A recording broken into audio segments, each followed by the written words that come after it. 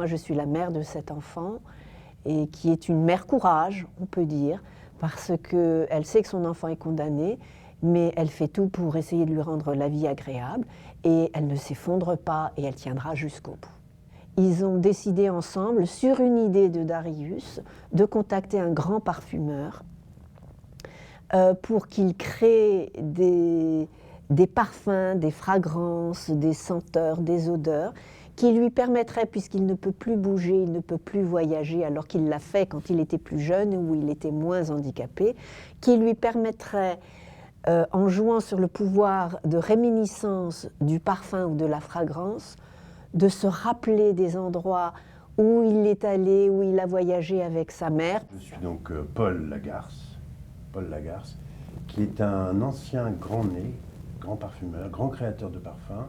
Et puis il reçoit une lettre de cette femme, Claire Chambaz, qui lui propose de créer des parfums pour son fils. Plus que des parfums, des senteurs. Puisque ça peut être des senteurs d'un lieu, voilà. La pièce commence, et enfin voilà, les choses démarrent à ce moment-là, dans ce lien épistolaire.